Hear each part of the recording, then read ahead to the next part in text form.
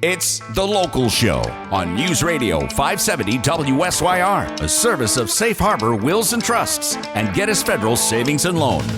The Local Show, featuring conversations with business owners, employees, and local business leaders about their successes, challenges, and reasons for doing business right here in Central New York. The Local Show is locally produced by Zoe Advertising. Now, your hosts, Tom and Steve. Welcome back and welcome in. This is hour number 2 of The Local Show.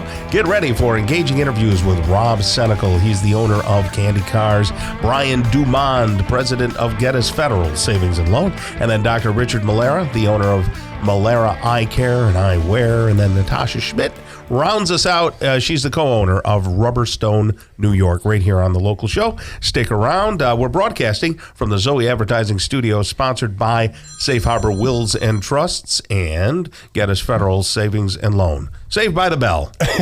Ting-a-ling-a-ling. Welcome to The Local Show, Tom. To the Local Show. We're here. We're up. And, it's funny. My wife, we wake up to music. And I haven't heard like a bell like that. But remember the old days? Did you ever have a real alarm clock? Tom? Yes. I still have a real alarm clock. Do you really? With the bells? I have one. You mean like the ding-a-ling-a-ling? Yeah, the ding-a-ling, just like what we heard. I had a travel. There was one kicking around. Yeah. I know what you're talking about. But I used to have one of those, and but boy, it's so alarming. Yeah, I'd rather have music. I had the one and still have it, but I don't use it. That I got at Service Merchandise, Tom. Everybody still has this alarm. It's like an Emerson, the same stupid clock, right? Because they don't die. No, yeah, Service you can keep them forever. Yeah. Service Merchandise. Steve used to work there. Yeah, Steve used to work there. That? Cicero, right where everything isn't anymore. Right. Where the Penn Can Mall was. Yeah. No, I get it. All right. Well, it's our pleasure right now to talk to Rob Seniecle. He's back again, so must have done something right to have him come back. He's the owner of Candy Cars, and you can see them online at candycars.com, candycars.com. How are you, Rob? I'm doing good, thank you. Good. I passed by your place the other day. You got some nice vehicles on the lot there. Quite a few. Yeah, over in they're off of South Bay, across from our piano and organ warehouse people. That's right. Or Delta Sonic. Yeah, and Delta Sonic. I see it at 81 coming south. I see the backside of it there. Yeah, we've done a lot of work down there, so great visibility. It's coming along. It's taking a few years to get it to where it's at, but it's Now, you just don't own Candy Cars. You got a couple of things going on. Give us your brief history here. So we got Bridgeline Auto Brokers is my first store. Mm-hmm. I've had that for probably about 12 years. You're not, there was a guy on the television I saw, he was running around going cheap, cheap, cheap and all that. That's not you. That's me. That's you. Oh my goodness. Oh, I didn't know that. I wear 2 hats. We have a lot of fun. That's got a unique marketing. Yes. Deal with it. So Twist. Bridgeland is the bear, and Candy Cars is the up and coming. So very nice. Candy Cars was built to be a lot larger than Bridgeland, and she's getting there. So.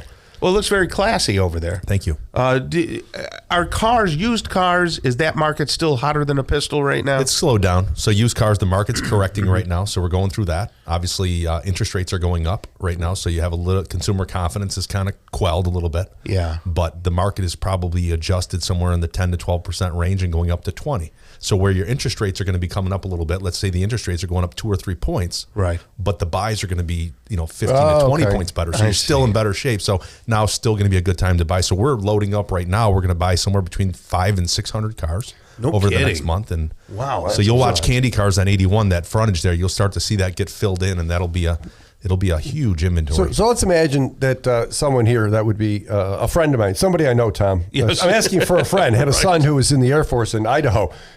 Me. He was looking for cars out there.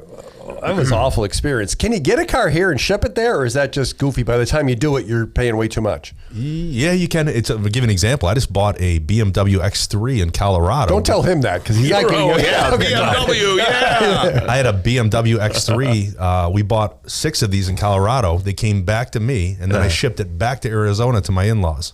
So if that makes any sense. So realistically, he could get a car here.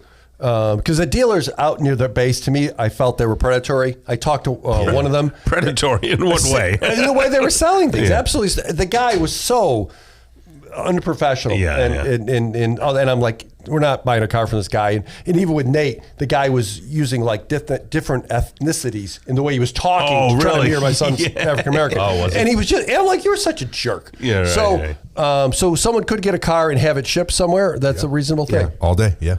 So as an example, I'll give an example. We're the Florida market, for example. I'd go down there to try to buy cars. It doesn't make any sense. So we're actually, right now looking at opening a store in Florida. So we're currently shopping for that.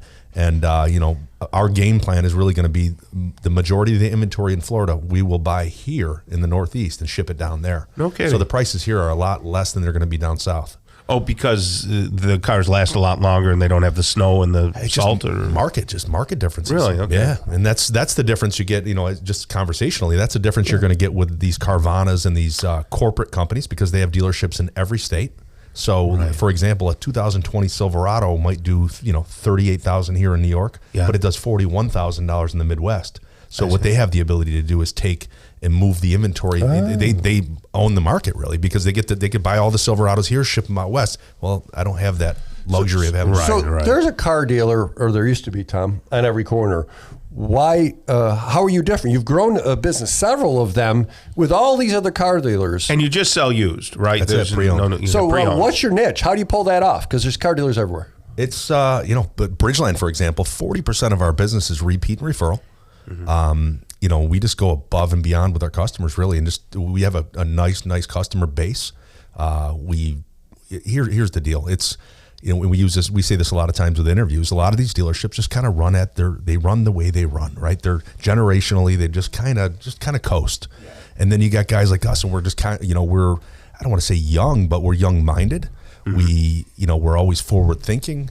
We're I realize that it's a gift to be an independent dealership and be doing numbers that most franchises don't do, and I treat it as such. So I take good care of those customers, and I just want to keep them there. And used cars are certainly different than when Steve and I were young, and you would get used cars. I mean, because cars are lasting a lot longer. Sure. So their warranties are going on a lot longer. Yep. Do you have a full service department as well? Full service department. We have about 20 bays. We're going to be going up to about 25 between two dealerships, and we own the warranty company as well. So, and I did that because I wanted to design the warranty. I was sick of having watching customers. And I've worked in franchise stores my whole life, right?